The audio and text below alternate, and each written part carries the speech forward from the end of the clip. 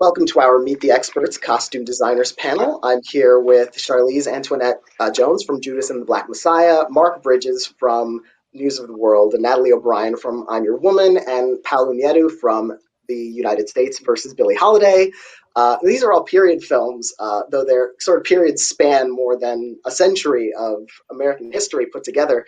So I was wondering, like, is there any era you've most enjoyed designing for, or would like to design for the most that you haven't already? And let's start with Natalie.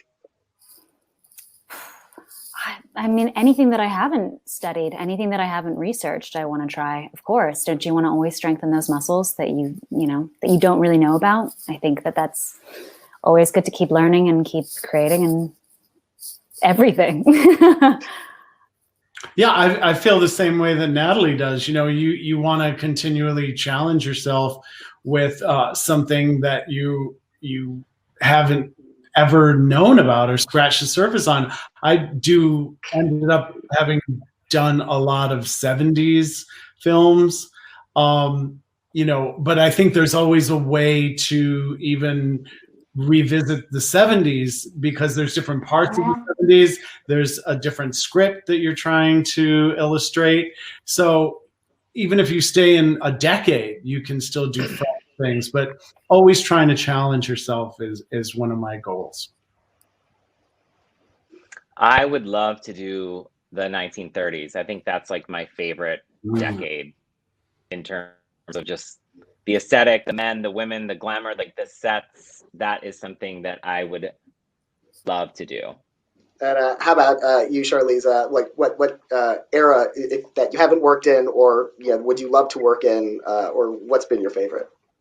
I'm lucky because 1969 was one of my favorite years in fashion, and I got to do a movie set in 1969. But I would love to do something about Studio 54. Late 70s. I love Halston. That would be amazing.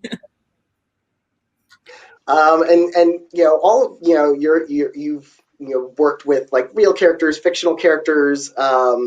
Which do you find easier or more satisfying? Those may be two different things with this. Because with a real character, you have a lot of specific references that you can go to. And with a fictional character, it could be a lot freer and a lot more open. Charlese. Wow. I think it really just depends on the character and how fun and creative I can be with the costuming.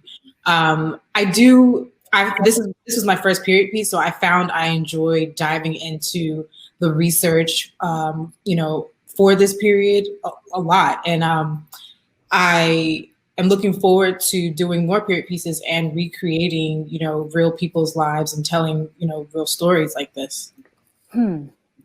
Well, I mean, I think it's nice to switch back and forth. If you keep doing one thing at the same time, I mean, not that it's ever going to get boring. I'm sure we all love what we do, but it's nice to be able to, dive into a whole new brainstorming world where you can illustrate and draw from scratch. And like Mark even said, you see the costumes and you see some clothes and you design from that. It's nice to not have to be starting from just this character that you've read about. Like, for instance, I did Lizzie Borden, and there's so little about her. There's, one giant book about her that you can read some like little bits and pieces of her costume and her wardrobe, but it's not, it's really difficult sometimes to recreate a character like Billie Holiday. I mean, I'm sure that was such a challenge. Yeah. What do you think, Paolo? For me, I agree with like what Charlese was saying. This was my first period piece, and I think getting to create aesthetic for somebody who existed, either that was a real person or creating somebody from that period and getting to interpret it in your own way is so that's like an amazing way to create. And then with doing period, there's the good part where you are working in sort of like a lane that exists, and then with period with contemporary, there can be so many opinions. It can be so subjective because everybody has their feeling about how, you know, what color looks good, or how, you know, what pants fit them the best, when you're like, no, this this is the pant that we're doing, because this is the time. So it does depend on the character and sort of, you know, the genre and the, you know, the type of movie that you would be doing, I think, you know. So yeah, I love both. Getting to do period was, I think it was amazing. How about you, Mark? You know, I've done both. I've done stories. The George, who was the main character of Blow, was a real person, but you know, I had a director who allowed me a lot of freedom. So you just go to tell the story and to do things that are maybe outrageous or heightened reality from what it would have been, but it's great ride to watch. You know, you do a fictional character like Dirk Diggler, and you take you go for a ride and use the clothes to tell his story. You know, I've also done Captain Phillips, where I actually spoke to the man and asked him very timidly, you know, what did you wear the day that the pirates took over the ship? You know, and could decide whether or not to use that. But as a matter of fact, I did, because it went along with me trying to tell the story and different color palettes for who was who in the kind of Montague and Capulets kind of way, with who was the crew and who were the pirates, you know. So you pick and choose, and you decide on how closely to follow this real character's life, or take it on a whimsical run. And you know, Charlese mentioned that how much she loves Halston and wants to do a Studio 54 kind of movie. And you know, as costume designers, all of you, like, have there been designers either in the film world or in the fashion world that have, like, you know, especially inspired you in your you know, careers? I mean, each individual film is going to be different, but like, just in general, an aesthetic that you really admire. Paolo? I mean, I feel like maybe this is cliche, but I'm like, I love Adrian. Like, because I love the 30s. I just feel like that, his aesthetic and all of like the films, the MGM films, like that to me has inspired me. And I even used an Adrian on Billie in the movie, and, you know, inspired one of the gowns that she performs in the late 40s, you know, based off of, you know, my love of his work. How about you, Mark? Yeah, Halston, of course, is incredible to me. I look at a lot of these designers with complete fascination. You know, I see these in the mid 40s after Adrian. Irene was a costume designer at MGM, and her clothes are impeccable and interesting and film-worthy and feminine.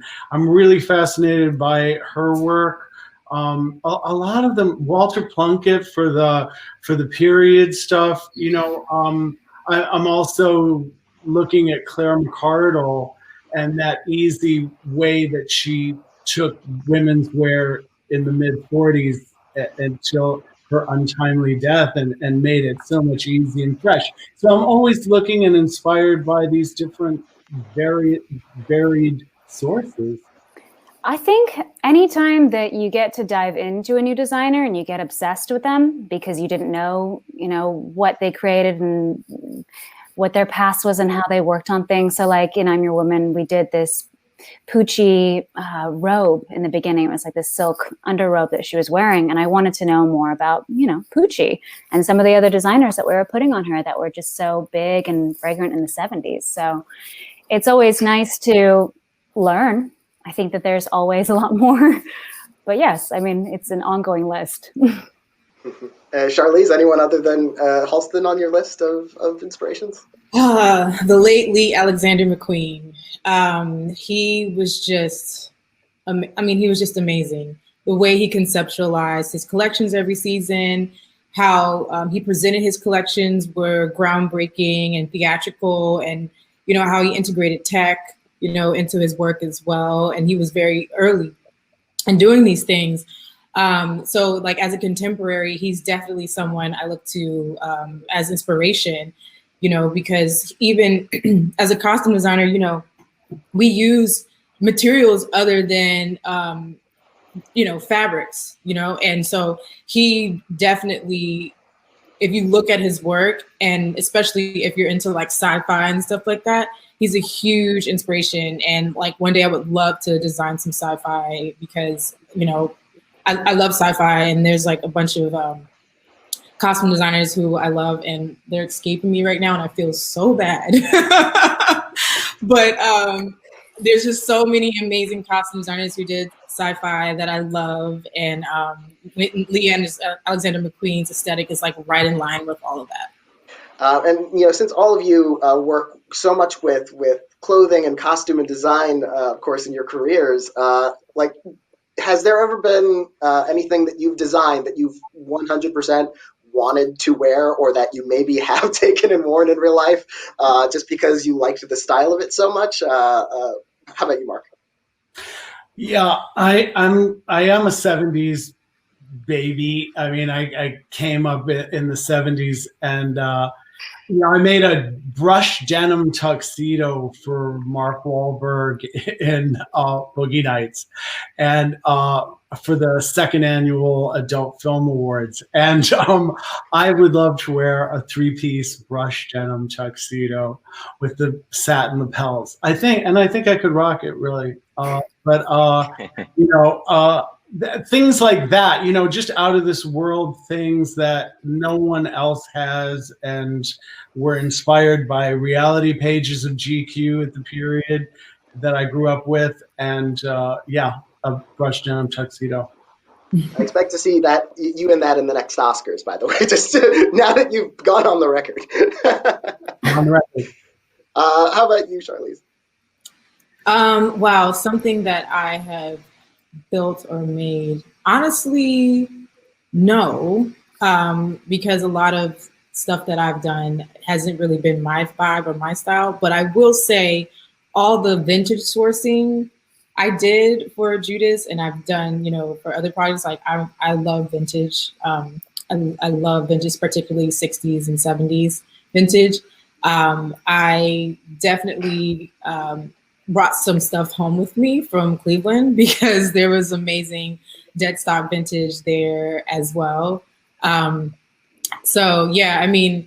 Unfortunately, I haven't been able to build a lot of things that, like I said, are my particular style or my vibe yet, but I'm sure I will moving forward. Oh, sorry. And Mark, we found dead stock, that denim 3-piece tuxedo, and my ACD ended up buying it, and he like wore it to the rap party with like a camel turtleneck and cowboy. All right. Yeah, but it was that's right. Yeah. Good. How about you, Natalie? I can't say I'd want to wear them, but something that I made, there was only one piece of clothing on them, but it was for this movie called The Bad Batch. It was Jason Momoa. It was these high-waisted pink pinstriped like matador trousers that he wears in the desert, and we needed probably like 10 multiples of them, so I kept obviously a pair, but I can only fit in one of the legs. But it's definitely one of the costume pieces that I held on to that I really loved, because it was something he asked for afterwards as well, and it was this like pink sunset in the desert that just kind of turned out. For me, I mean, in Billie, the men's suits of that time are so gorgeous. The double-breasted suits, the strong lapels, the shoulders, I love. I don't do drag, but some of the gowns that Billie Holiday wore in the movie, I mean, if I was a woman, I would love to wear these dresses. I mean, they were that time period, and the glamour and the fabrics, they were just, that's, who wouldn't want to wear that? There was a feather robe in particular that I made, a yellow silk robe with these big marabou sleeves. That was my favorite. But I wish I could wear something like that. Congratulations to all of you on these films, on such a wide array of work and costumes. And like when I watch films, a lot of times I'm, especially period films with, I'm going shopping for like those men's costumes. A lot of times I'm like, oh, I want that brown coat that Fred Hampton is wearing. Like, I want Tom Hanks's coat too. And News of the World. So it's always exciting to hear about the process. So thank you guys so much, and it's been a pleasure.